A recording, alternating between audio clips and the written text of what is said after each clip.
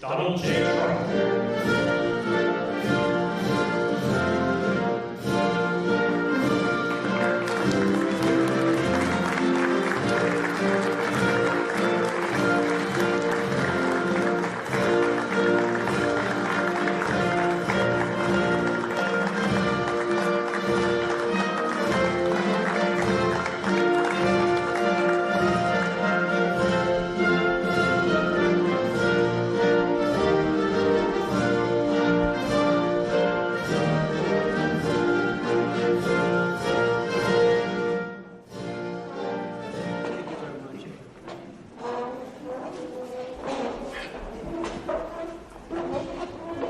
Well, it's a great honor to be with among the biggest companies in the world, by far, I would say. And we're doing tremendous things. Our country is doing very well. You saw the numbers that got released today, yesterday. Deficits cut way, way, way back at levels that nobody's ever seen before, setting records. And the numbers coming into our country are unprecedented, and we're doing really well. We had a situation 3 days ago with Venezuela, and we're getting along extremely well with the people of Venezuela, both the people and the people that are running Venezuela. I just want to thank our military. What they've done is incredible. That was considered unprecedented, to go into a military fort with thousands of soldiers and others, and to come in with 152 planes going every which way, and very rapid speeds and helicopters, and to come out with no deaths and the loss of no equipment. It was pretty amazing. Nobody's seen anything like it. I was called by the leaders of numerous countries. I won't go into which ones, but the biggest and the strongest, and they said that was very impressive. They were all impressed. But today I'm delighted to welcome almost 24 of the biggest and most respected oil and gas executives in the world to the White House. It's an honor to be with them. We have many others that were not able to get in. I said if we had a ballroom, we'd have over 1,000 people. Everybody wanted. I never knew your industry was that big. I never knew you had that many people in your industry. But here we are. And if you, in fact, if you look, come to think of it, well, I got to look at this myself.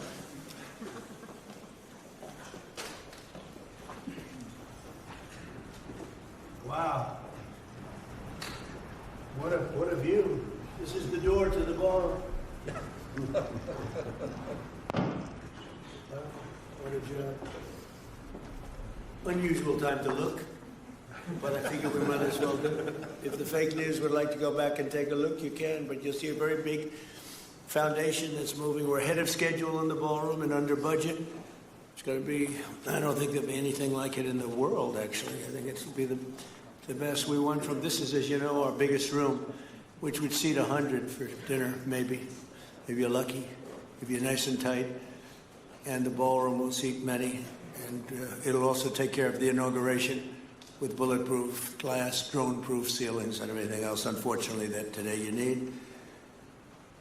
So we're going to discuss how these great American companies can help rapidly rebuild Venezuela's dilapidated oil industry and bring millions of barrels of oil production to benefit the United States, the people of Venezuela, and the entire world. And yesterday, the number is 30 million barrels. I can't even, is that a correct number? 30 million barrels. You hear that, Peter? Of oil was given to us by Venezuela. That's a lot of oil. It's about $4 billion worth, and it's on its way to the United States right now. And we want to thank Venezuela for that. And we're working very well with them, obviously, or they wouldn't have been so generous. But they respect us again. They didn't respect us at all before. So that's money that goes to the United States. Some will go to Venezuela. And some will go to the oil companies, but not that, because that's already been extracted. So you're not getting any of that. But when you start extracting, you'll get. But it's tremendous reserves. among the biggest in the world. Some people say it is the biggest in the world. And we're going to be working with Venezuela. We're going to be making the decision as to which oil companies are going to go in, that we're going to allow to go in. Going to cut a deal with the companies. We'll probably do that today or very shortly thereafter with Chris and Doug. And we're dealing with the country, so we're empowered to make that deal. And you have total safety, total security. One of the reasons you couldn't go in is you had no guarantees, you had no security, but now you have total security. It's a whole different Venezuela, and Venezuela is going to be very successful. And the people of the United States are going to be big beneficiaries because we're going to be extracting, numbers of, in terms of oil, like few people have ever seen, actually. So you're dealing with us directly. You're not dealing with Venezuela at all. We don't want you to deal with Venezuela. Let me thank Vice President J.D. Vance, who's doing a fantastic job. Secretary of State Marco Rubio, likewise a fantastic job. I have good people. I like them better than my first group.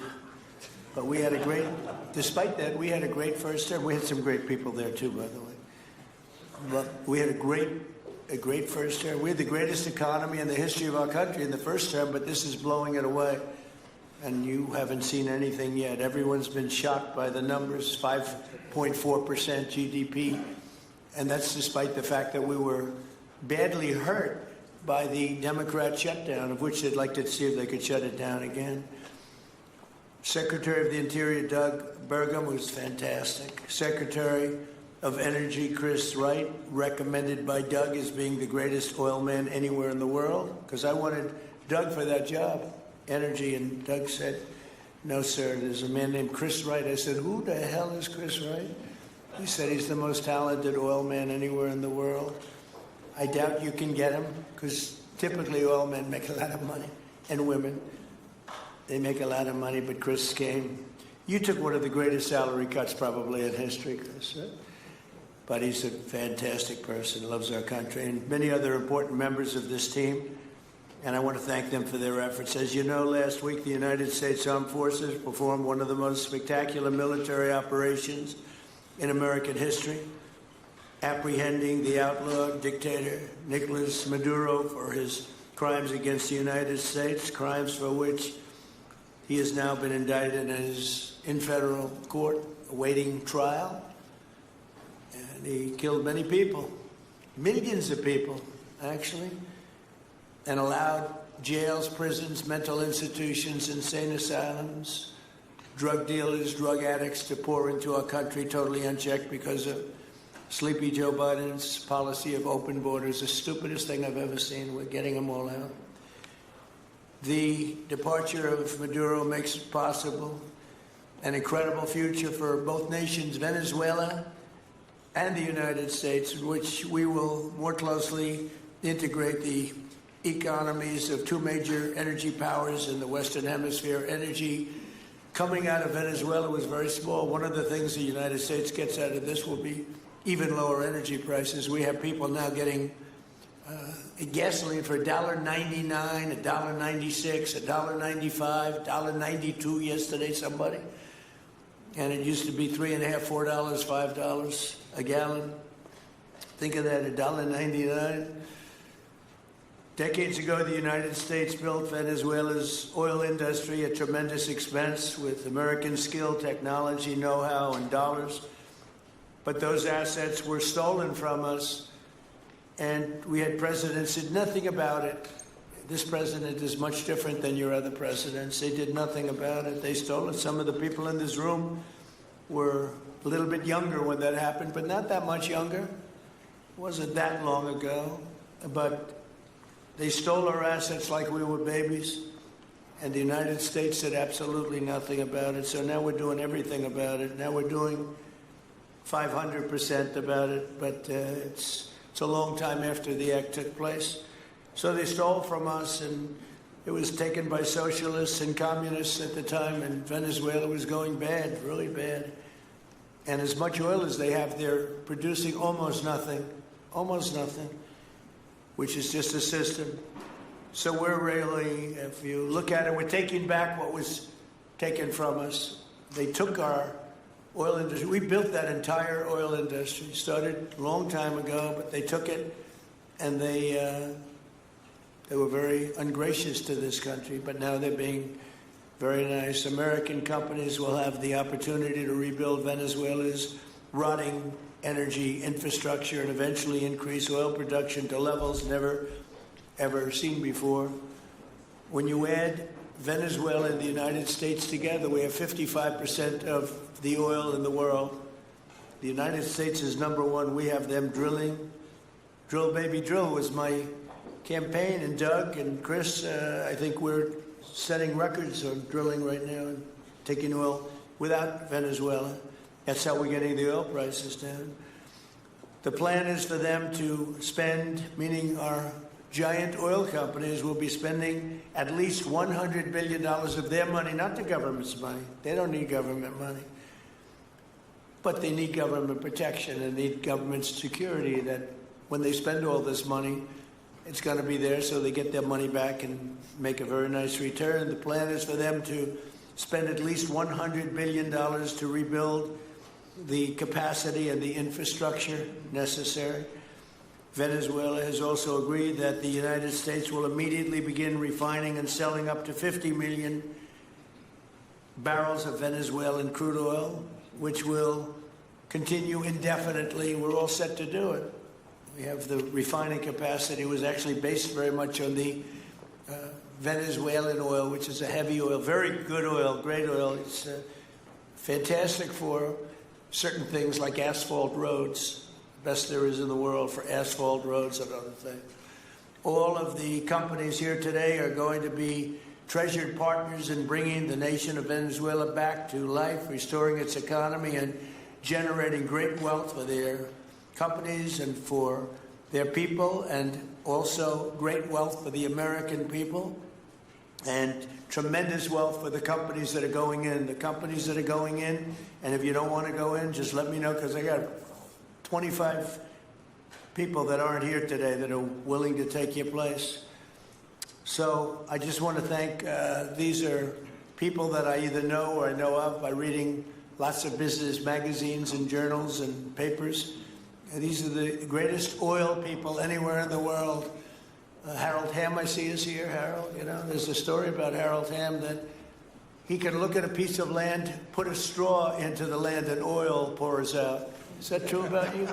Whereas some of you guys have to invest hundreds of millions of dollars to find that oil, so we can't let that story be true. But they say Harold puts a straw into the land and oil comes gushing out.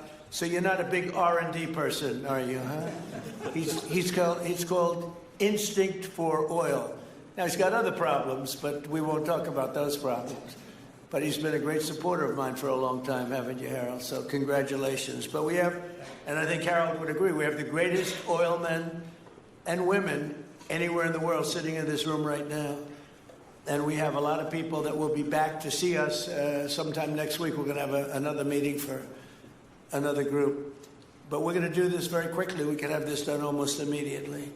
So I'd like to thank you all for being here. I'd like to invite Vice President Vance to say a few words, followed by Secretaries Rubio, Burgum, and Wright.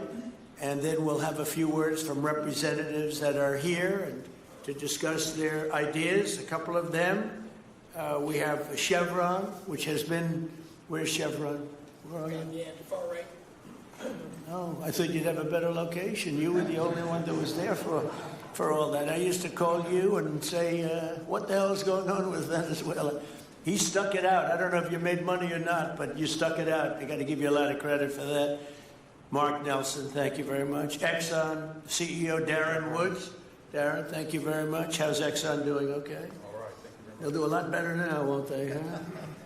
Exxon's been amazing. It's been an amazing company. And ConocoPhillips CEO Ryan Lance, thank you very much. So you guys could say something, and then we'll take some questions from the press. And if anybody else would like to speak, we'll have you speak. We have all the time in the world. This is a big subject. This is massive wealth. And more importantly than massive wealth, it leads to lower taxes and a lot of jobs for Americans and for Venezuelans, but for Americans in this case. And I just, again, appreciate you all being here. And I'd like to ask JD to say a few words, please. Thank you. Thank you, Mr. President. Thanks to everybody for being here. You know, as a Marine Corps veteran for my entire lifetime, presidents, and let's be honest, they were Democrats and Republicans, would send the American military to far-off places. They would get us involved in these endless quagmires. They would lose hundreds or thousands of American lives, and the American people would get nothing out of these misadventures. And now you have an American president who's empowered the American military to stop the flow of drugs into our country and to ensure that we, as opposed to our adversaries, control one of the great energy reserves that exist anywhere in the entire world. And he did it without losing a single American life in the process. It was an amazing operation. It's going to make our country richer. It's going to make our country more powerful. It's going to make our country safer. And it's going to lead to the decline, the further decline of drug overdose deaths in the United States of America. An amazing thing, and I'm happy to be here to talk about how we can make it an even bigger and better operation for the American people. Thank you, sir. Thank you very much. Marco? Thank you, Mr. President. And I think this is a reminder that everything this president does, everything President Trump does, is with the American people in mind. It was not in the national interest or national security of the United States and of our people to have in our own hemisphere a country, not just with vast energy reserves, but controlled by an indicted narco-trafficker who flooded our country with illegal immigration, including drug gang members, openly cooperated with drug gangs, and by the way, stole the wealth of that country to fund a repressive regime and also benefit adversaries such as Iran. All of that is now changing. As part of this process, the first phase, of course, is the phase we're in now, which is the stabilization phase. We do not want to see destabilization in the country. We're working very cooperatively with the interim authorities there to provide a market for the sale of the wealth of Venezuela in such a way that benefits the people, both of the United States, but also the people of Venezuela. And as a reminder to everyone, the president announced this just 2 days ago. Every penny, everything they buy with the money that they're making from the oil now, Mr. President, will be bought from America. And that includes everything from equipment for the oil industry to food to medicine and everything in between. The second will be a phase of recovery, and then some of these phases will interlap, and that is to have a normal economy again where the money goes to the benefit of people, not the benefit of our adversaries or the benefit of elements in that country and around the world that are against our interests, at the same time as a process of reconciliation has to happen internally among the different sectors of society and politics and the like. And finally, the third phase, which is the most important of the three, is when the country fully transitions into a normal country that we have strong economic and diplomatic and relations with, that is friendly towards the United States, that's not a foothold for our adversaries, that serves our interests, but also the interests of the people. It'll be a country that is wealthy, a country that is prosperous for the people, not for a handful of criminals, but also a country that is supportive of our interests in the region and throughout the world. And we thank you, Mr. President, and the team you've assembled that have brought us to this point. A lot of work remains, important work, but this is historic. Okay. Thank you very much. Doug? Well, Mr. President, I want to thank you for your leadership, not just as President, but as Commander-in-Chief. The boldness, the execution, the breathtakingly precise work that you've delivered both in Iran back in June and here has changed the field for the whole world. And you always ran about the idea of peace and prosperity. And in Venezuela, as you know, this was a playground for every bad actor in the world. We had Russians or Iran, terror groups, all of them profiting from this criminal organization that was pretending to run the country. That makes America safer. You've secured the border, we're stopping the flow of drugs, and now with the normalization of relationships on an economic basis, it's going to mean tremendously for the prosperity of the American people. So I just want to say again, congratulations to you and to the entire leadership team. It's been an amazing, historic week on the scale of things that we haven't seen perhaps for 125 years in terms of the U.S. Exerting its influence over Latin America in a way that's going to make a change for generations. And on behalf of all the oil executives that are here today, Chris and I want to say thank you to all of you.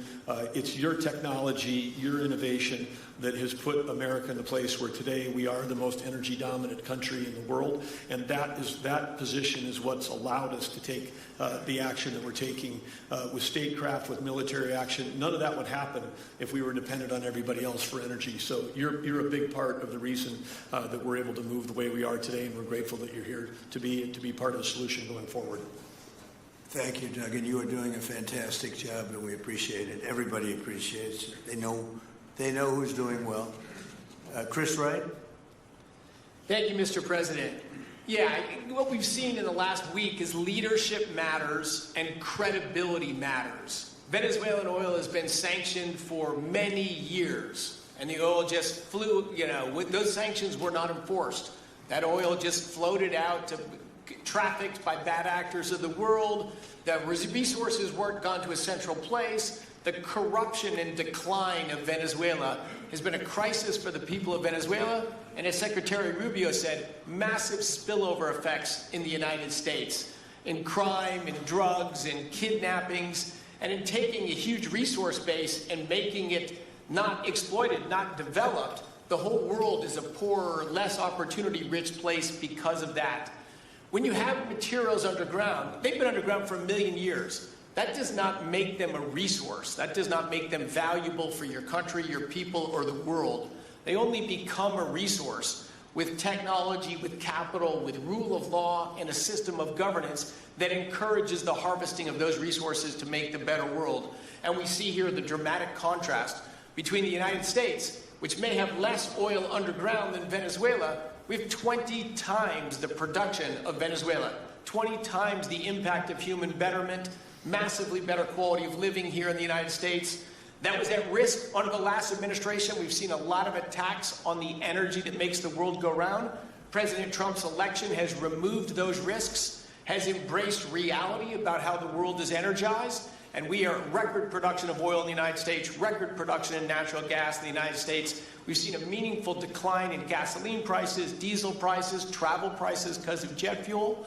And now President Trump is taking the genius of a different way to try to solve a 25-year festering problem in Venezuela, that all the traditional things have not worked, but ordering both a tremendous military operation to remove the heads of a criminal organization masquerading as a government, and then to use the power of our military, not to fire bullets, but to stop the flow of Venezuelan oil to the world, immediately gave us leverage over the interim authorities in Venezuela and has allowed us to be in this position today where the actions of this government can massively improve Venezuela for the better, and the bigger impact is to massively improve the quality of life, affordability, safety, and security of the United States. Very proud to be here. And we'll turn it over to Mark Nelson, who's the vice chairman of Chevron. Chevron has been in Venezuela for over 100 years, continuously.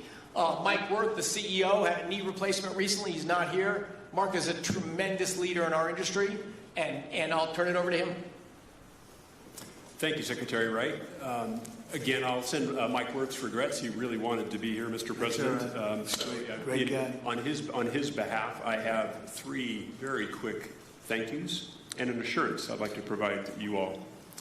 The first thank you, Mr. President, is to you. It's thank you for convening this gathering. It's thank you for your leadership, and thank you for continuing to keep American energy domination in the forefront. So thank you for that. Thank you very much.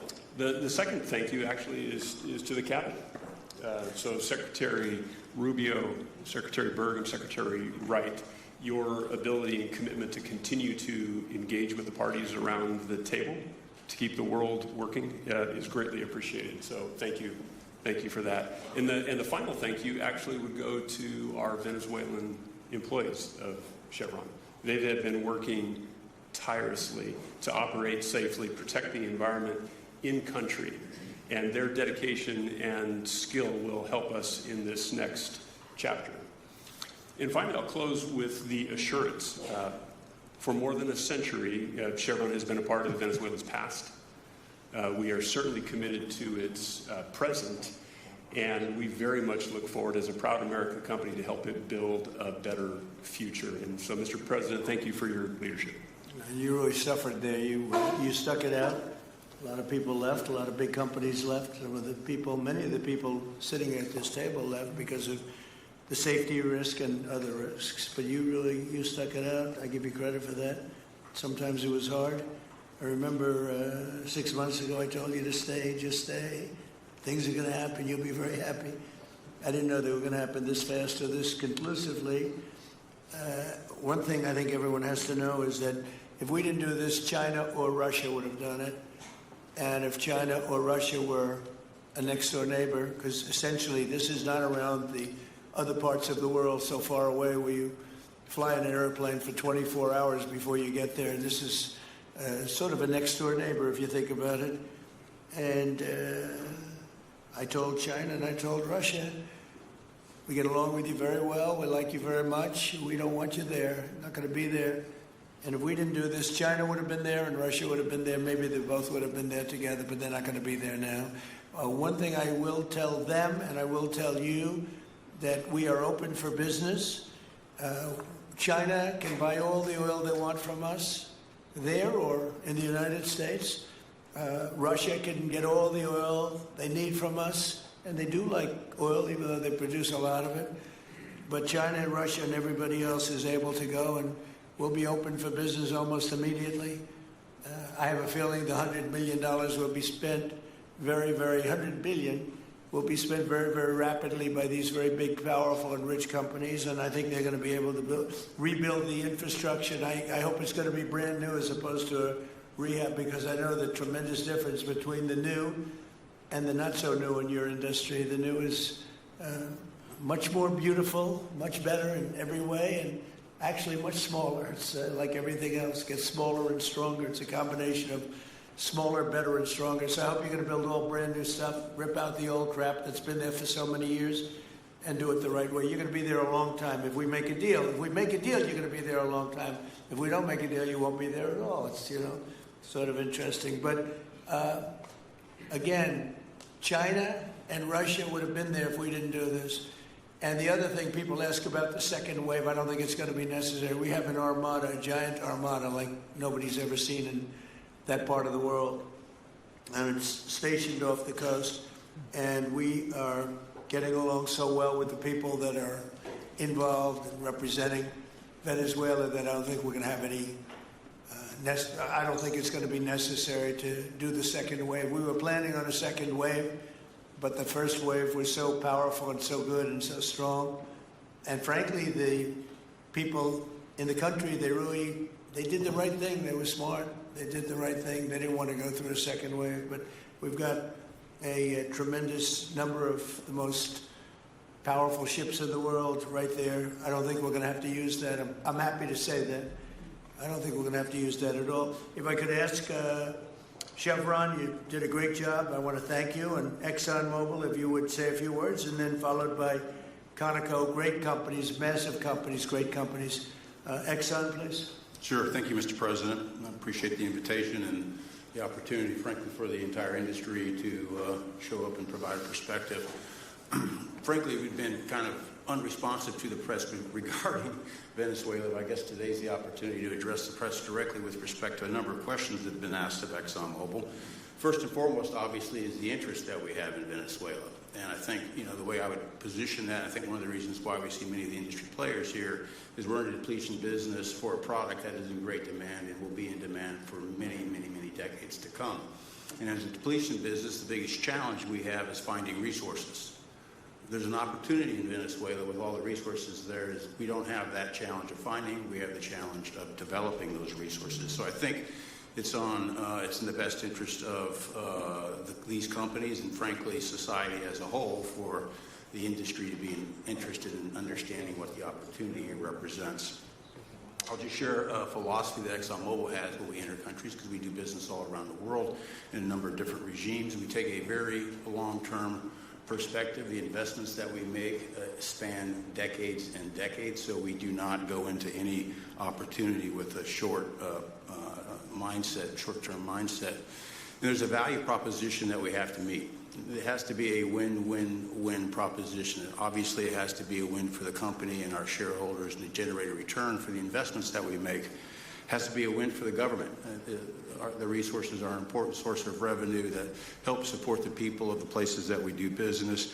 And it has to be a win for the people. We have to be wanted there and to be a good neighbor. And those three things ensure a stable, long-term platform for the large investments that we make for the long term. With respect to Venezuela in particular, we have a very long history in Venezuela. In fact, we first got into Venezuela back in the 1940s. We've had our assets seized there twice. And so you can imagine to re-enter a third time would require some pretty significant changes from what we've historically seen here and what is currently the state. If we look at the legal and commercial constructs and frameworks in place today in Venezuela, today it's uninvestable. And so significant changes have to be made to those commercial frameworks, the legal system. There has to be durable investment protections, and there has to be a change to the hydrocarbon laws in the country. We're confident that with this administration and President Trump working hand in hand with the Venezuelan government, that those changes can be put in place. And with respect to the Venezuelan government, that perspective we don't have a view on. We haven't talked to the Venezuelan government, and obviously we have yet to assess the people's perspective with respect to ExxonMobil entering the country. In the short term, there are things that can be done while the longer-term issues are being worked. For us, we haven't been in the country for almost 20 years. We think it's absolutely critical in the short term that we get a technical team in place to assess the current state of the industry and the assets, to understand what would be involved to help the people of Venezuela get production back on the market. With the invitation of the Venezuelan government and with appropriate security guarantees, we are ready to put a team on the ground there. We also have a integrated set of capabilities from production to refining to trading, and I think we can be of assistance to getting the Venezuelan crude to market and realizing a market price to help, again, with the financial situation in Venezuela. So those are my short-term perspective that I have. I'd say maybe close with a thank you, Mr. President, for the work that you've done to secure not only the national security, but the energy security of the region. And then thank you, Secretary Rubio, Secretary Wright, Secretary Burgum, for your leadership in this matter. Thank you. How long would it take you, Darren, as Exxon to, if we make a deal, how long would it take you to get in there and get started? Well, the first step, this technical team, as I talked with Secretary Wright earlier this week, we started from the beginning to put the team together so that if and when it was needed, we could hit the ground almost immediately. So we can hit the ground within the next couple of weeks. Start the assessment, and then from there we need to understand. That's what we want. We want speed and quality. That's what we want. Thank you, Darren. And Conoco, Ryan. Thank you, Mr. President. Appreciate the opportunity to be here too, and you've assembled a great team. And our congratulations as well for removing one of the terrible people in the world and bringing them to justice. It was quite amazing. I think you've given hope to the people of Venezuela again, which I think is quite remarkable. We've been on the other end of that despot regime a long time. Our assets were expropriated. I had a little bit more hair when that happened.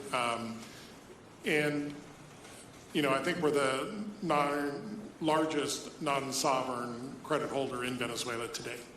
So we're at a bit of a different situation, but I think your big and bold idea to use energy commerce instead of conflict is something that could make a real big difference in Venezuela. And our company certainly stands ready to help in that endeavor. Encourage you to continue to think bigger and even bolder. And we've had some discussions with your energy team about that as well. As we think about the other people that need to be in this room and in this discussion are the banks, and including probably the Exim Bank, as we think about how the debt needs to be restructured and the financing to deliver the billions of dollars that are required to restore their energy infrastructure. And I think as we think that big and bold, we need to be also thinking about even restructuring the entire Venezuelan energy system, including PDVSA. And I think if we can do that and think bold, there's an opportunity to be quick, fast, and restore the quality of what's happened in Venezuela, or what's been lost in Venezuela over the course of the last 25 years. So thank you for this opportunity. Well, thank you very much, and you'll get a lot of your money back. We're going to start with an even plate, though. We're not going to look at what people lost in the past, because that was their fault. That was a different president. You're going to make a lot of money, but we're not going to go back.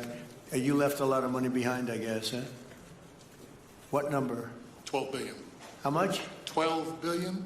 Well, it's a good write-off. It's already been written off. It's been written.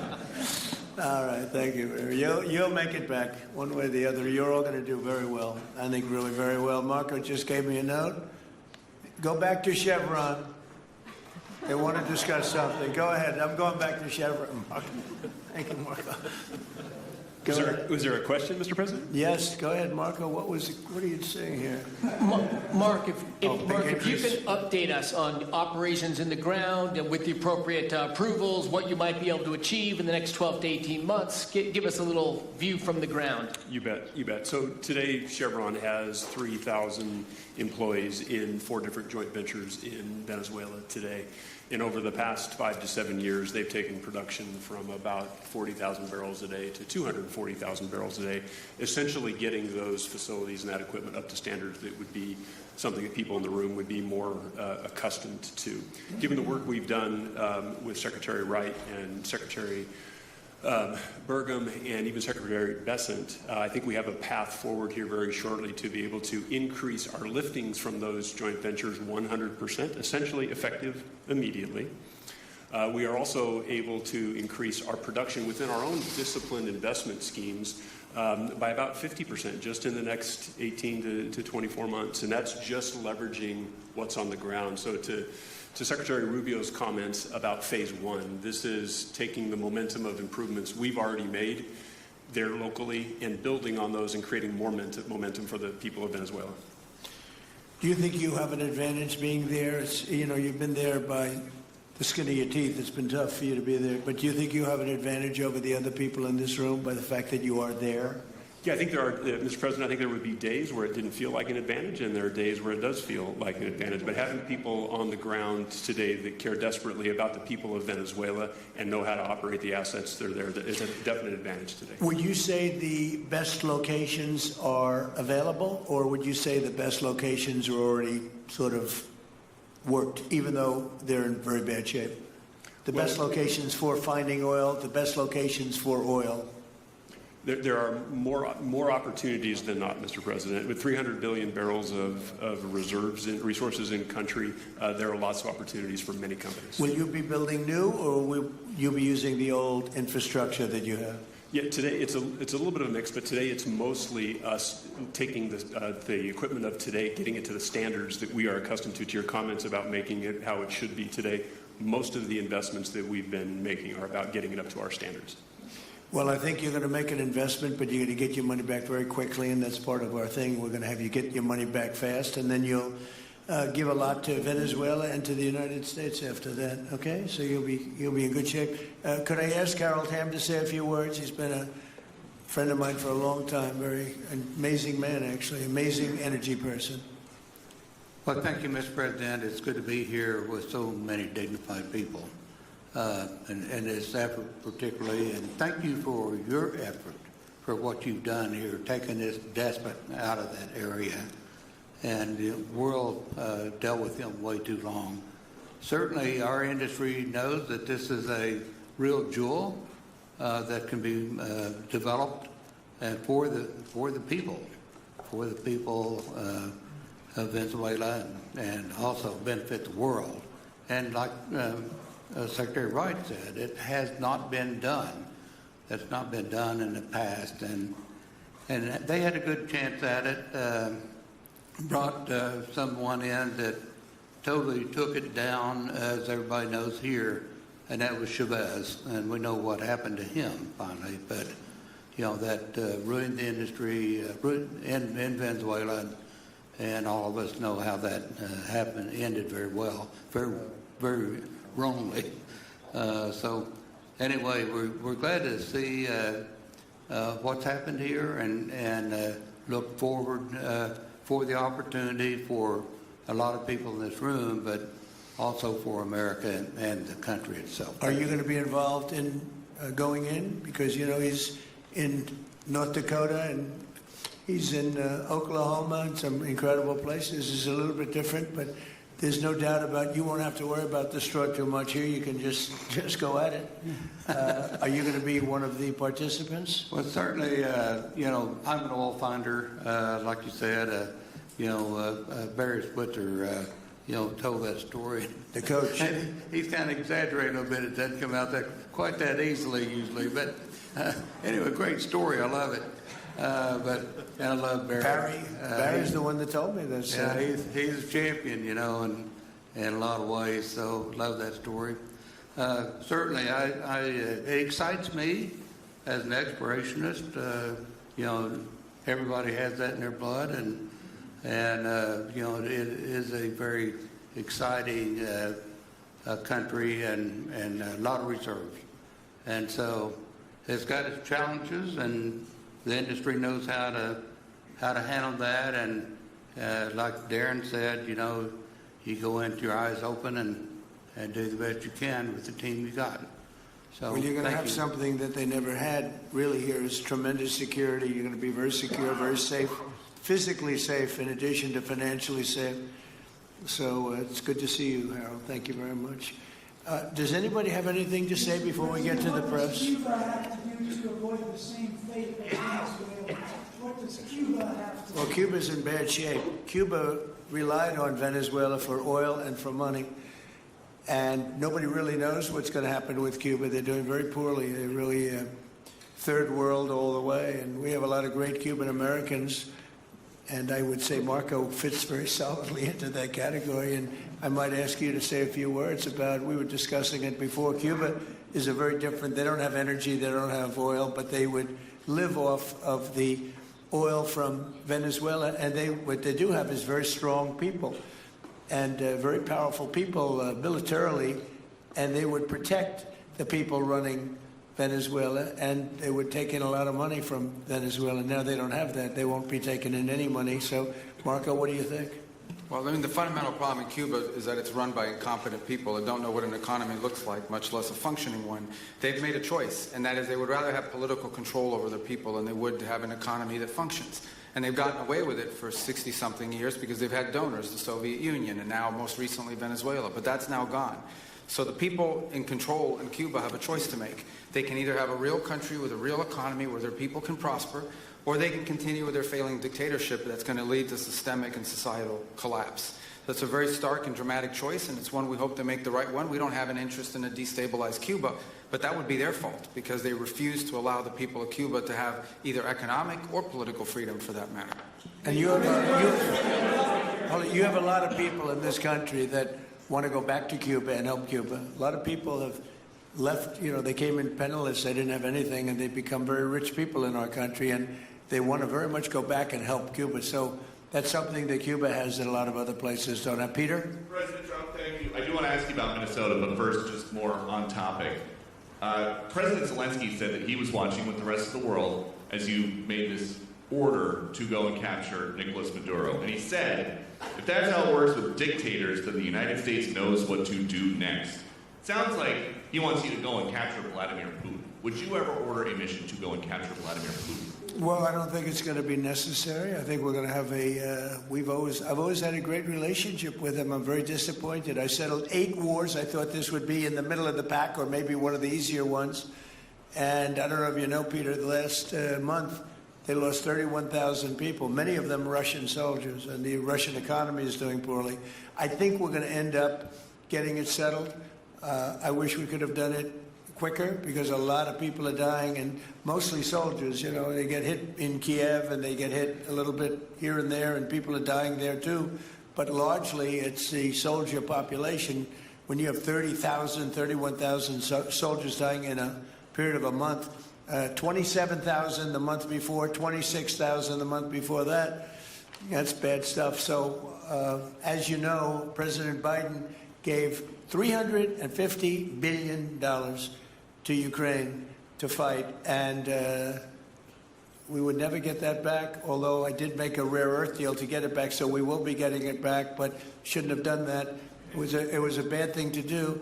I will say that right now, because I was able to get NATO to up GDP from 2% to 5%, NATO's got a lot of money, and they're paying for everything. We're not losing any money. We're making a lot of money, I guess, if you think of it, because we're selling them military equipment. They're probably giving it to Ukraine. But we're selling them to NATO military equipment. We're getting full price and all of that. But that's not a big deal to me. What is a big deal is stopping a war where 30,000 people are being killed every single month. And on Minnesota, the vice president yesterday suggested that Renee Good, who was killed by this ICE officer, was part of a broad left-wing network. What has your team told you about this broad left-wing network? Who is in charge of it? Who's part of it? What's it called? Well, I haven't seen the vice president's statement, but he's generally very accurate. I hate to say it.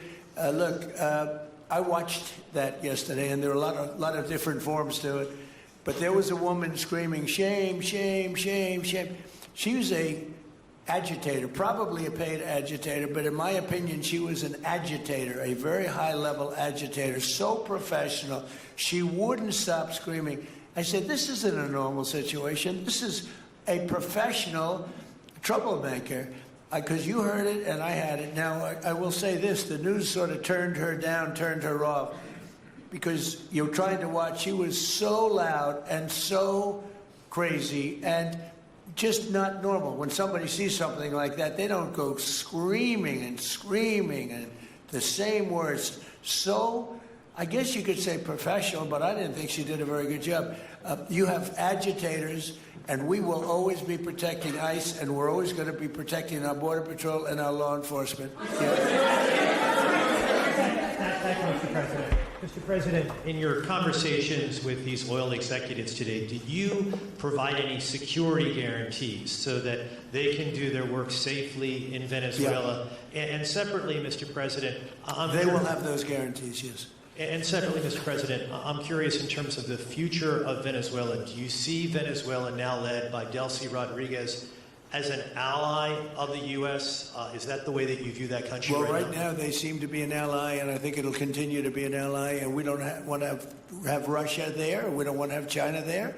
And by the way, we don't want Russia or China going to Greenland, which if we don't take Greenland, you're going to have Russia or China as your next-door neighbor. That's not going to happen.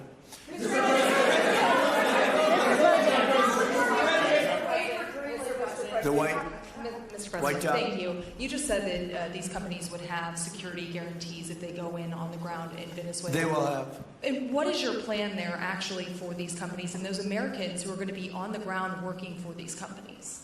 Well, there are going to be Americans. I assume they're going to be using a lot of Americans, but they're going to be using a lot of people from Venezuela and other places, I would imagine. But I would think that mostly they'll be using Venezuelan workers. They have a lot of great workers.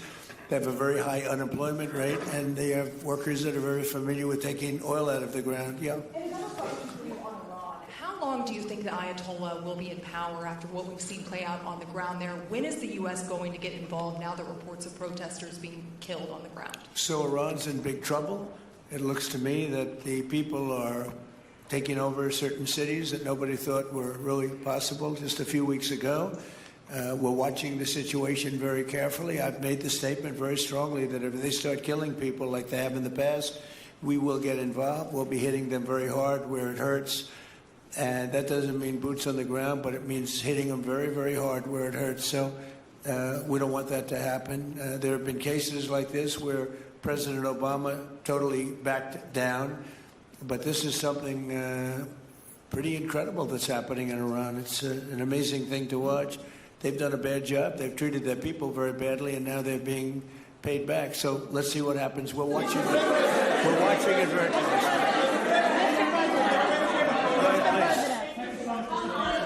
Yes, go ahead. Thank you so much, Mr. President. Do you have any comments in reaction to the recent attacks by the Syrian government alignment groups against US-backed Kurdish forces in Aleppo, Syria, which killed dozens of civilians and displacing many families? Does your administration bring peace between the Kurds and the Syrian government? I want to see peace, yes, I do. The Kurds and the Syrian government, we get along with both, as you know, very well. They have been natural enemies over the years, but we get along both, and we want to see Syria succeed.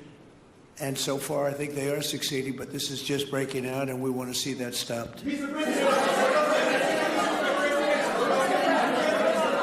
please. You're meeting with the President of Colombia, Gustavo Petro, in a few weeks. Do you hope this meeting with Gustavo Petro marks a new chapter, a new beginning in the benefit of the Yes, you U.S. said Colombia what country? relationship? What country? Colombia, with the President of Colombia, Gustavo Yes, Petro. I You're had a meeting. very good talk with him yesterday, and he's been very hostile to us and to the nation and to me, called me a dictator, and lots of other things.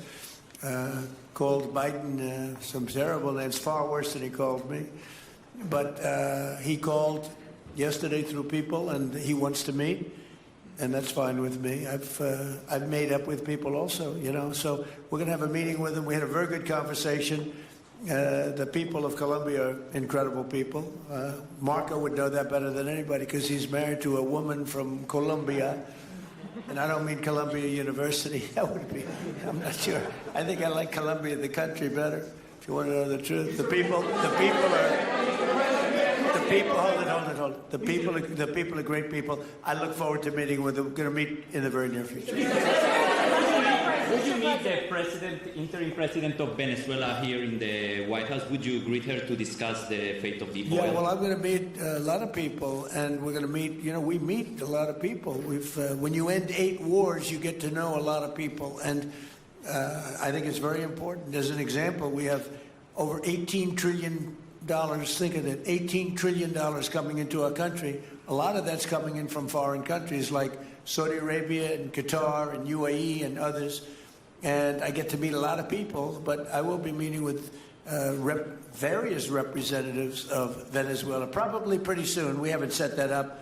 But the relationship that we have with the people that are currently running Venezuela is very good. We also have a young lady that received the Nobel Peace Prize. She's going to come in and pay her regards to our country, really, to me, but I'm a representative of the country, nothing else. And she's coming in sometime next week, I think Tuesday or Wednesday, and we'll see how that is. But no, we're dealing with the people from Venezuela. We're dealing with them very well. I think they've been very smart in the way they've dealt with us, frankly, because that whole place could have been obliterated with one more strike, and we didn't want to do that. Thank you so much. I have a question for you on Minneapolis, but on Venezuela and your meeting with Machado next week. If she gives you her Nobel Peace Prize, will that change your view about her running that country? Well, I have to speak to her. I'm going to have to speak to her. She might be involved in some aspect of it. I will have to speak to her. I think it's very nice that she wants to come in, and that's what I understand the reason is, because Norway is very embarrassed by what took place. I mean, they're getting decimated. Look, whether people like Trump or don't like Trump, I settled 8 wars, big ones, some going on for 36 years, 32 years, 31 years, 28 years, 25 years, some just getting ready to start, like India and Pakistan, where already 8 jets were shot out of the air, and I got it done in rapid order without nuclear weapons. I can't think of anybody in history that should get the Nobel Prize more than me, and I don't want to be bragging, but nobody else settled wars. Obama got the Nobel Prize. He had no idea why. He still has no idea. He walks around and he says, I got the Nobel Prize. Why did he get a Nobel Prize? He got it almost immediately upon attaining office, and he didn't do anything, and he was a bad president. So, I mean, you should get the Nobel Prize for every war you stopped. These were major wars. These were wars that nobody thought could be stopped. President Putin called me, and he said about 2 of the wars that he's been trying to stop them for 10 years. He wasn't able to do it. He couldn't believe it. So in theory, you should get the Nobel Prize for every war you stopped. Every one of them was major. But I don't care about that. What I care about is saving lives. I've saved tens of millions of lives. The Prime Minister of Pakistan came here, and he made a very public statement. He said that President Trump saved minimum 10 million lives having to do with Pakistan and India, and that was going to be raging. So, but I'm honored that she's coming here. I look forward to meeting her, yes. Go ahead. On Minneapolis, Mr. President, I have a follow-up for you. The state officials there have said that the FBI is not sharing evidence with them. Typically, they would conduct a joint investigation, as you know. Do you believe that the FBI should be sharing evidence with state officials in Minnesota? Well, normally I would, but they're crooked officials. I mean, Minneapolis and Minnesota, what a beautiful place, but it's being destroyed. It's got an incompetent governor, fool. I mean, he's a stupid person. And it looks like the number could be $19 billion stolen from a lot of people, but largely people from Somalia. They buy their vote. They vote in a group. They buy their vote. They sell more Mercedes-Benzes in that area than almost... Can you imagine you come over with no money and then shortly thereafter you're driving a Mercedes-Benz? The whole thing is ridiculous. So they're very corrupt people. It's a very corrupt state. I feel that I won Minnesota. I think I won it all 3 times. Nobody's won it since Richard Nixon won it many, many years ago. I won it all 3 times, in my opinion. And it's a corrupt state, a corrupt voting state. And the Republicans ought to get smart and demand on voter ID. They ought to demand maybe same-day voting and all of the other things that you have to have to safe election. But I won Minnesota 3 times, and I didn't get credit for it. I did so well in that state every time. The people were crying every time after. That's a crooked state. California's a crooked state. Many crooked states. We have a very, very dishonest voting system. The last time I won, 24, the one that just took place, I won because it was too big to rig. You couldn't rig it. It was too big. But I won the state of Minnesota. It's a corrupt voting system with an incompetent governor, a very incompetent governor. And by the way, he's a very corrupt governor, too. Go ahead. I have a question on Iran, but first, very quickly on Venezuela. How do you provide total security guarantees to these companies without putting U.S. boots on the ground? Well, we're going to work with the Venezuelan leaders and people, and we're going to have a very safe group, and they're going to also bring over some security with them. You know, these are not babies. These are people that drill oil in some pretty rough places.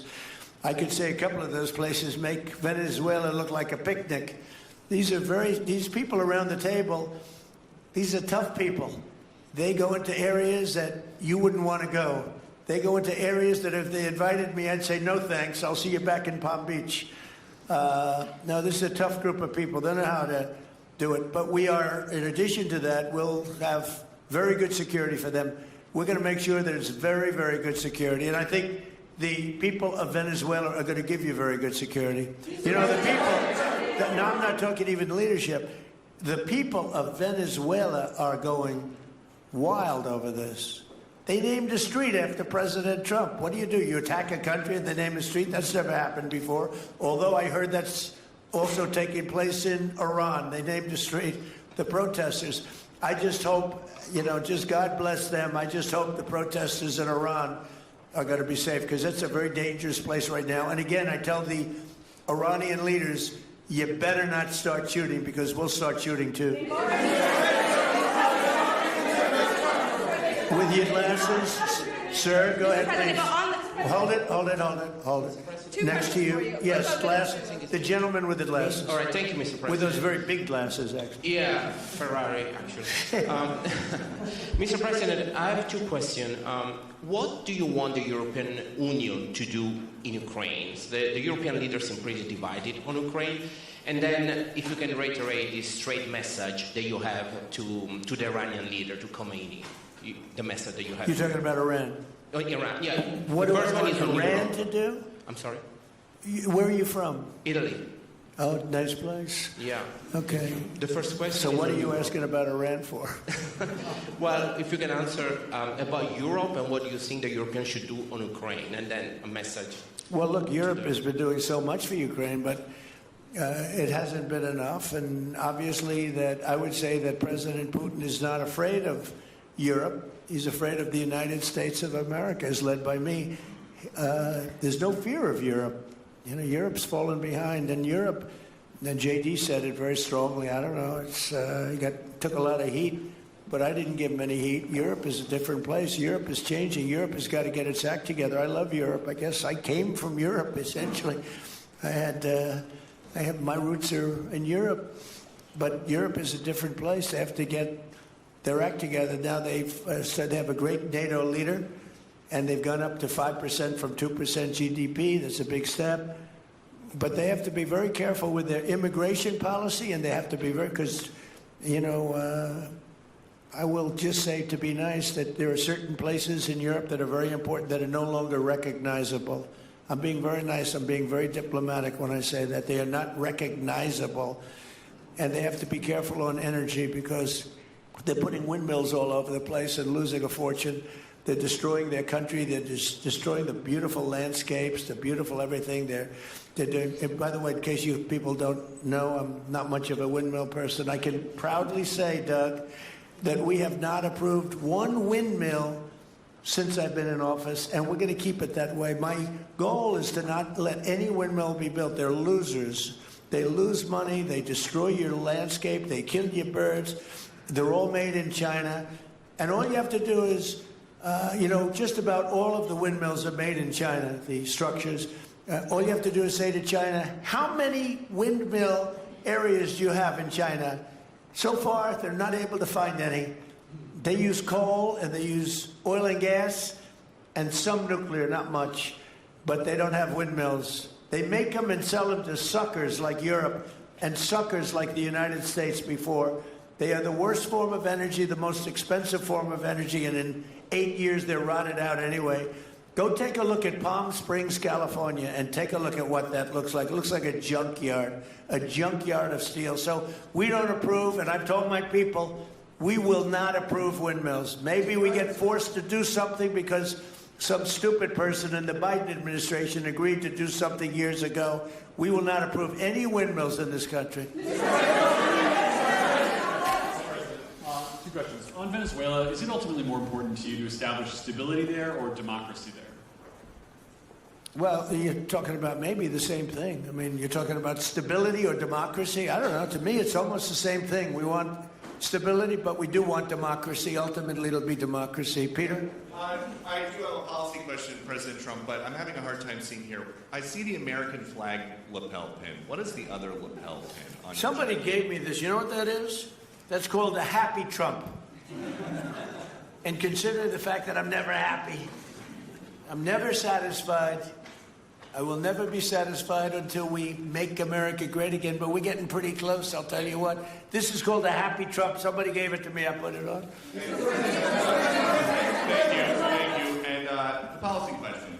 How much money are you thinking of giving people in Greenland to get them on board with a possible U.S. I'm not talking about money for Greenland yet. I might talk about that. But right now, we are going to do something on Greenland, whether they like it or not, because if we don't do it, Russia or China will take over Greenland, and we're not going to have Russia or China as a neighbor. Okay?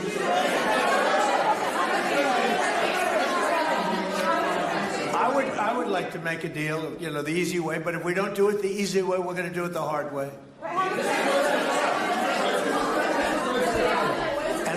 And by the way, I'm a fan of Denmark too. I have to tell you, and you know, they've been very nice to me. I'm a big fan, but you know, the fact that they had a boat land there 500 years ago doesn't mean that they own the land. I'm sure we had lots of boats go there also, but we need that because if you take a look outside of Greenland right now, there are Russian destroyers, there are Chinese destroyers and bigger, there are Russian submarines all over the place. We're not going to have Russia or China occupy Greenland, and that's what they're going to do if we don't. So we're going to be doing something with Greenland, either the nice way or the more difficult way. Please, go ahead, ma'am. On Greenland, Mr. President, why is it so important to you to own it when you have a military presence there, which you could expand to affect security? Because when we own it, we defend it. You don't defend leases the same way. You have to own it. And, you know, with a nation, look at what happened with Obama, with that horrible deal they made with Iran. It was a short-term deal. It was like a 9-year deal. Countries can't make 9-year deals or even 100-year deals. Countries have to have ownership. And you defend ownership, you don't defend leases. And we'll have to defend Greenland. If we don't do it, China or Russia will. It's not going to happen. We are not going to have, and I like China, I like Russia, I love the people of China, I love the people of Russia. I get along very well with President Putin, but I'm very disappointed in him. I get along very well with President Xi. I'm going to go over to China in April, but I don't want them as a neighbor in Greenland. Not going to happen. And by the way, and NATO's got to understand that. I'm all for NATO. I saved NATO. If it weren't for me, you wouldn't have a NATO right now. But we're not going to allow Russia or China to occupy Greenland, and that's what's going to happen if we don't. Go ahead. On the economic report that came out today, Mr. President, one, can you respond to that? And two, It was an amazing report. The most amazing thing is government jobs are way down, and yet the unemployment or the employment numbers are very good. We've gotten rid of tremendous numbers of federal government jobs. Nobody's ever seen anything like it. And yet the employment numbers are very good. They're really getting better. But now we have all those people to work in the private sector for a lot more money. I think that's one of the very big things. The other thing is at 5.4%. And remember, this is after we had a shutdown. And that shutdown had an impact because the concept of the shutdown, even though it's before, people knew we were going to be shutting down. A lot of bad things happened. And by the way, on January 30th, you may have another shutdown. We'll see what happens. But I think the numbers, Caitlin, were really amazing. Look, to think about 5.4%, nobody thought that. They thought it was going to be 2%. And you know what it is? It's tariffs. And it's also November 5th. We had a great election, a great election. Our country was dead 1.5 years ago. And now we have the hottest country anywhere in the world. And I hope you guys were impressed. 5.4%. And we haven't even really transitioned yet. There's no reason it can't be much, much higher than that. Yeah. First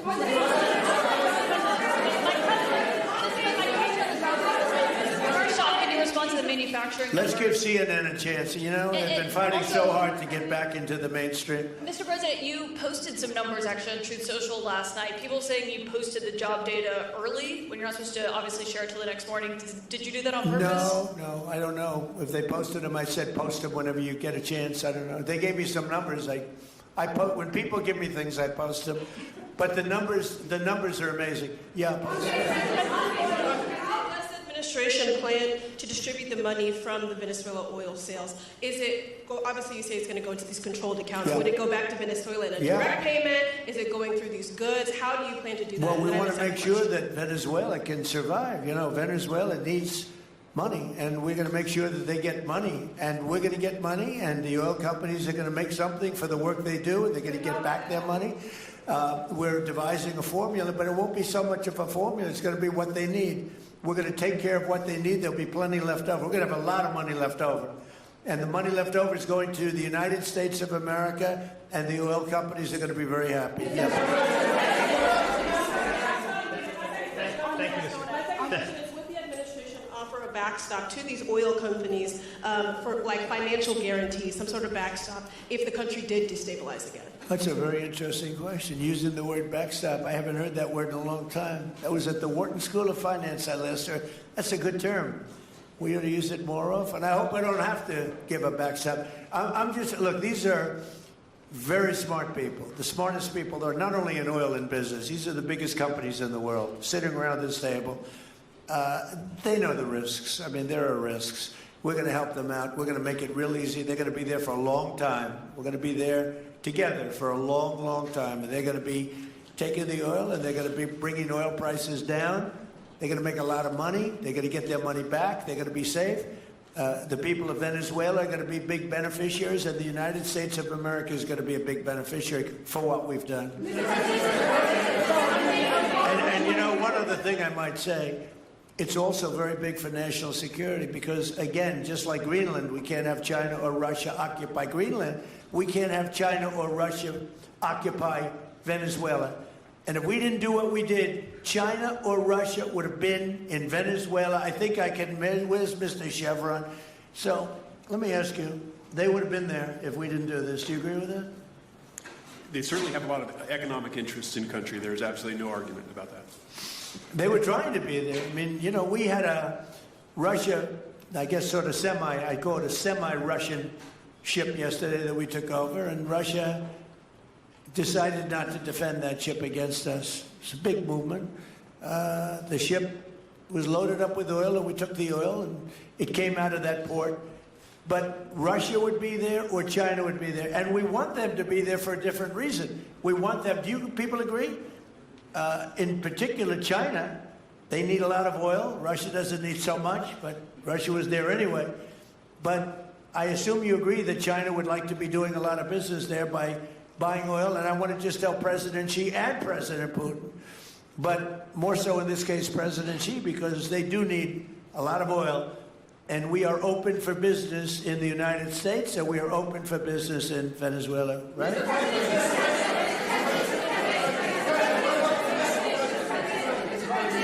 Go ahead, sure.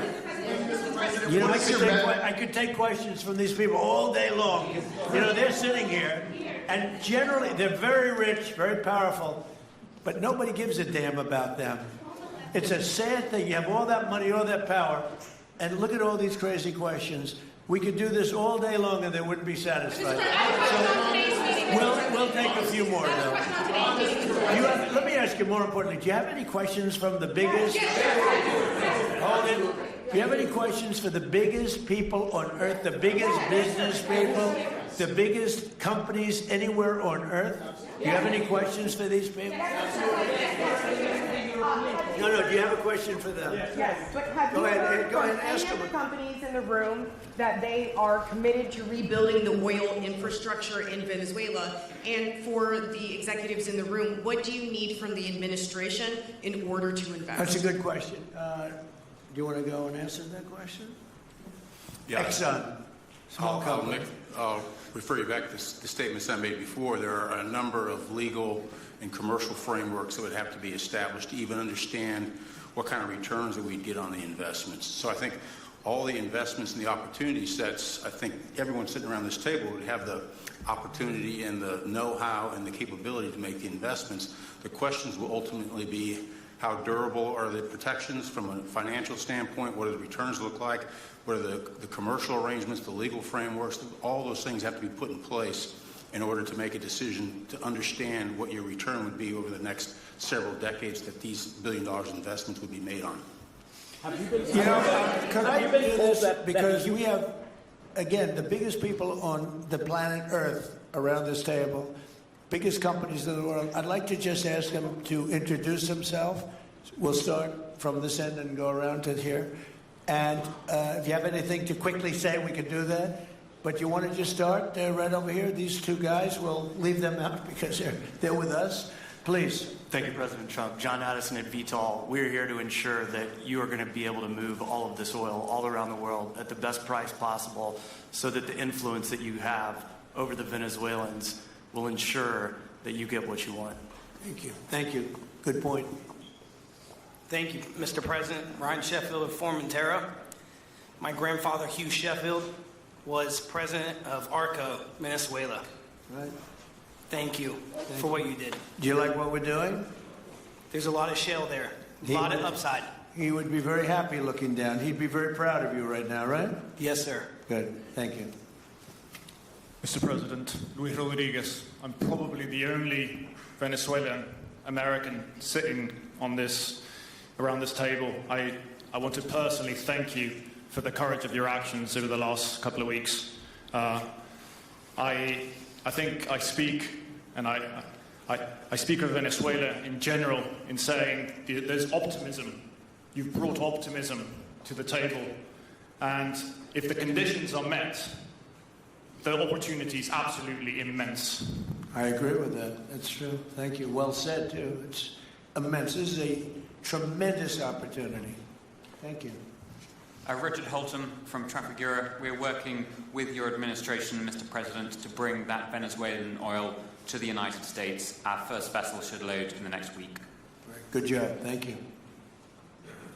I think the reason that most of us are here and thinking about the future is because we trust you initially to set this program up that will work and guarantee that this can be done. And there's a huge investment that needs to be done. We've all agreed on that. And certainly we need time to see that through. So thank you for what you've done. Thank you very much. Thank you. Mr. President, I'm Lane Riggs, CEO of Valero Energy, and we're one of those companies that refineries in the U.S. are uniquely configured to run Venezuelan oil, and we're more than happy as this opportunity expands for us to further invest in our refineries to produce more. And you're very much set up for the heavy oil, right? Yes, sir. That's great. That's great. We're ready for it. Thank you, Mr. President. Thank you, Mr. President. Thank you for having us here. Thank you. And thank you for opening the door to a better Venezuela. We are a Spanish company, but we are fully committed to invest here in the States. We have invested over the last 15 years $21 billion in the American oil and gas industry, in Pennsylvania, in the Gulf of America, in Texas, and in Alaska, with the discovery of Pikka, that is going to have the first oil this quarter, and is going to change, it's going to reverse the declining history of that great state of Alaska. We are in Venezuela, Mr. President, with our partners of Eni. We produce the gas that guarantees the stability of a half of the grid power in Venezuela. So we are committed with this stability, and on top of that, we are on the ground. We have people, we have facilities, we have technical capabilities, and I take your point, Mr. President. We are ready to invest more in Venezuela. Today, we are producing 45,000 barrels a day gross of oil, and we are ready to multiply by 3 this figure in coming 2-3 years, investing hard in the country, following your recommendation, if you allow us, of course, and in the framework, commercial and legal framework that could allow this growth. So thank you, Mr. President. Thank you. Great job you've done. Thank you. Mr. President, thank you for having me. Matt Sheehy, I'm with Tallgrass Energy. We are an infrastructure business, so whether it's oil, gas, CO2, we move that around. So most of my customers are sitting around the table and happy to lend our expertise to what's going on in Venezuela to support the people. And obviously infrastructure is going to be critical to see it repaired. Thank you. Thank you. Mr. President, thank you. An honor to be here. Marianne Mannon, Marathon Petroleum. We are one of the largest U.S. refiners. On behalf of the men and women of Marathon Petroleum and of our industry, thank you and the administration for what you're doing for U.S. energy independence. We have the ability and the capability of our assets to process Venezuelan crude, and the people of Marathon Petroleum stand ready to do so. Do we need more refineries in our country? In the U.S., probably not. We have sufficient capacity. That's amazing. A lot of it was approved during my first term. We were getting you approvals that nobody could have gotten in Louisiana and other places, and they got built. Before that, it was a disaster. We didn't have the refineries. Now we do because of the first term. Please. Darren Woods, ExxonMobil. Okay, we'll go over here. Thank you, Mr. President. Jeff Hildebrand, founder and chairman of Hillcorp Energy, one of the largest private energy companies in America. Who's bigger, you or Harold? We're close. Huh? We're close. Harold. Absolutely, Mr. Ham. But thank you for your great, tremendous leadership in protecting the interests in the Western Hemisphere. The message that you have sent to China and our enemies to stay out of our backyard is absolutely fantastic. So thank you. Thank you very much. And finally, Hillcorp is fully committed and ready to go to rebuilding the infrastructure in Venezuela. You'll go there? You'll be going? Yes. Good. That's good. You'll be very happy. Thank you very much. Thank you, Mr. President. Jeff Miller, CEO of Halliburton Company. We are the largest American oilfield services company. We're the second largest in the world, been in business over 100 years. Started operations in Venezuela in 1938, long time in Venezuela.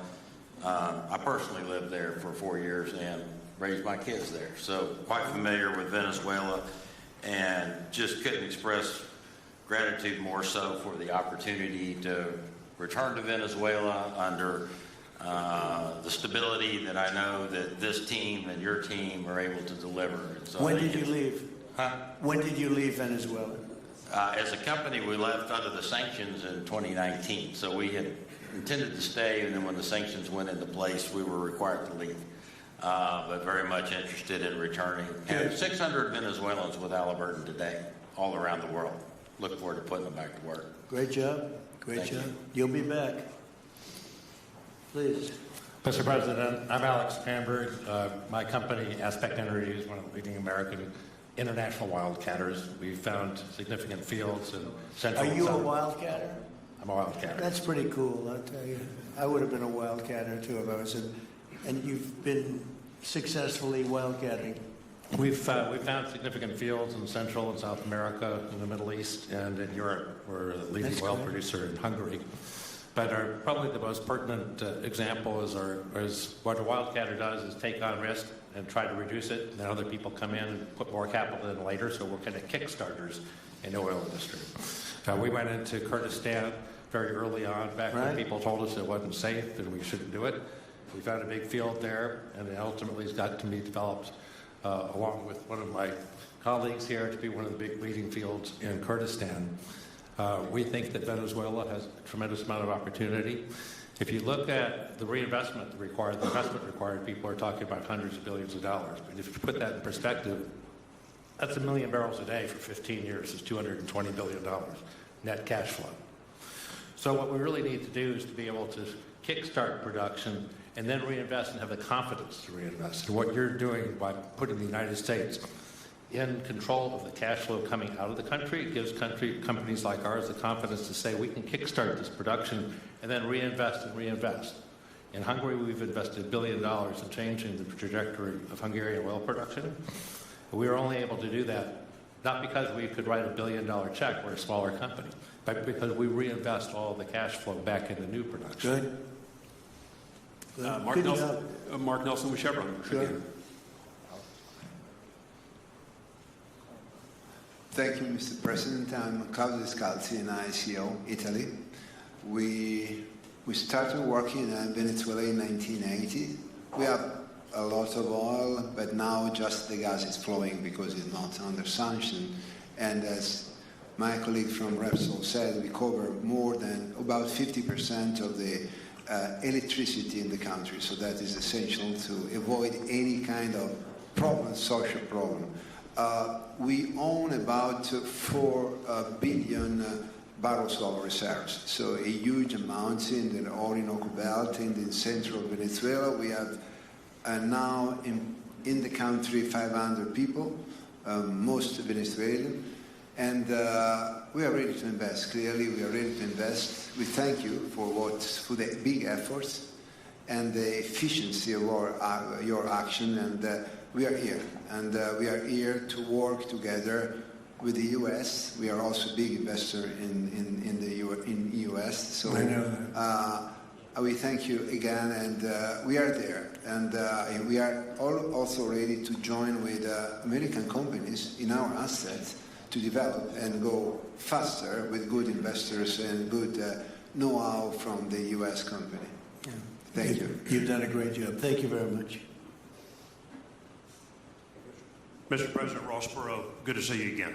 I'm chairman of Hillwood and HKN Energy, been in the energy business 45 years, and we have been working with your team quite a bit. We have been in Kurdistan now for 19 years, along with Alex, and built a very good business. But now with your team, we're looking in Syria, we're now in Libya, and so we are very excited to look at Venezuela with you and your group, and look forward to continuing to build this great industry. Thank you very much. Thank you. Mr. President, thank you for having us here today. Wael Salwan from Shell. Of course, we have a huge presence here in the U.S., in the Gulf, as well as in Pennsylvania with a petrochemical facility, which I think we had the opportunity to host you at, as well as being one of the largest LNG off-takers of American LNG. We have been in Venezuela for a very long time. We actually drilled in 1914 the first well that discovered oil in Venezuela, and on the back of which the entire energy industry was established in Venezuela. When we left in the 1970s because of nationalization, we had 1 million barrels per day of production. But we have kept boots on the ground in Venezuela all this time, and we now have a few $1 billion worth of opportunities to invest in, subject to OFAC approval. So we are ready to go and looking forward to the investments in support of the Venezuelan people. That's great. Thank you very much. Thank you, Mr. President. Ben Marshall, the America's CEO for Vitol. Alongside Trafigura, we're very thankful to have worked with the government and Venezuelans to be able to bring the crude oil to market at a market price as quickly as we can to help stabilize the country. Thank you. Thank you. Ryan Lance, ConocoPhillips. I'll defer to my colleagues. Thank you, Mr. President. Olivier Lepoche, CEO of SLB, or formerly known as Schlumberger, the largest global oilfield services. We have been in Venezuela since 1930. and we still operate. We operate today on the ground with in support of Chevron. We have ability to scale. We have 1,100 Venezuelans in the company, 2,000 additional that are calling us to go back to country and to go back to work. We're able to mobilize in the last 18 months 2 rigs and deliver 50 wells with success. So we're here. We have knowledge of the subsurface like nobody else has.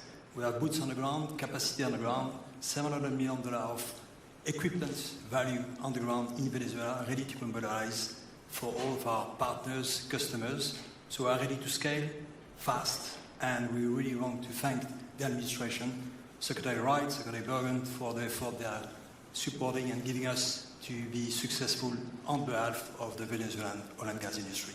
Thank you very much. Thank you very much. Well, check this out. They say the very best for last.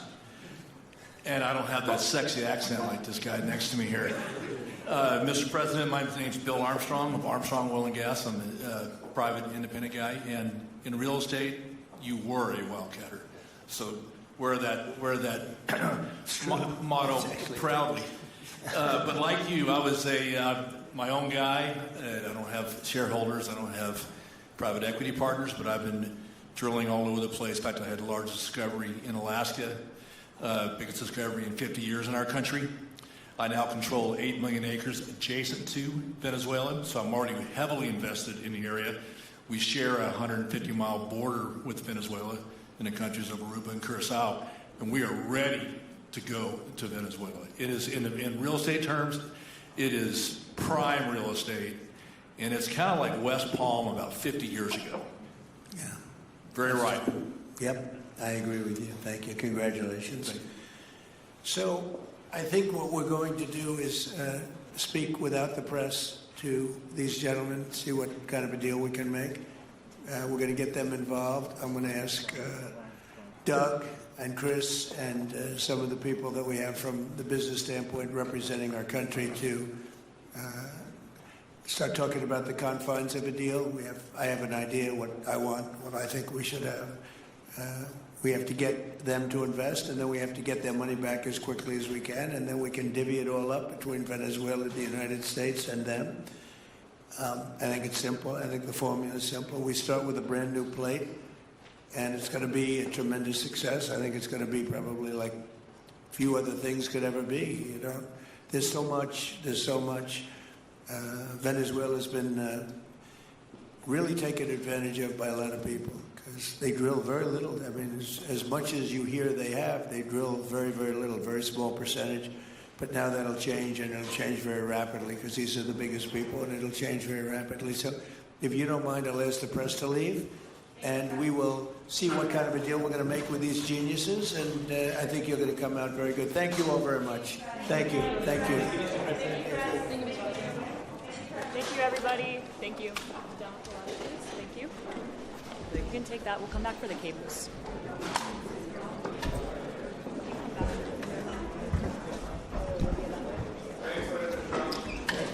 You can come back for anything. Okay, thank you. Thank you. Keep going. Absolutely.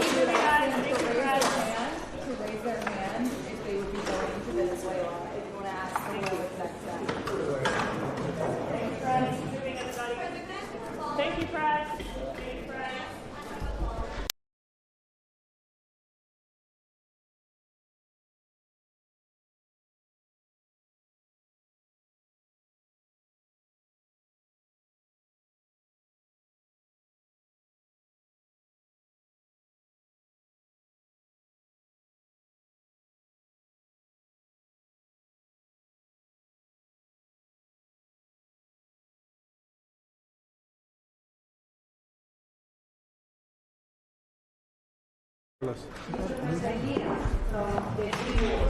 I worry and concerned that these negotiations and conversation dialogue with the regime of Venezuela, now with Delcy Rodriguez, is going to be more focused on economic gains and oil control than achieving the transition, the political transition to democracy. What is your message to them, and also are you going to support Maria Corina Machado as the opposition leader, a candidate in future elections? It will be something that I think you're going to be very impressed with when we're all finished with this process. As you know, it's been a very complicated situation for many, many years. We've just uncomplicated it a lot. And in the end, what we want to do is we want to see votes, we want to see voters, we want to see democracy, we want to see a lot of good things. And I think in the end, you're going to be very impressed. Okay? Thank you very much. Thank you. Everybody, please keep moving. Thank you, everybody.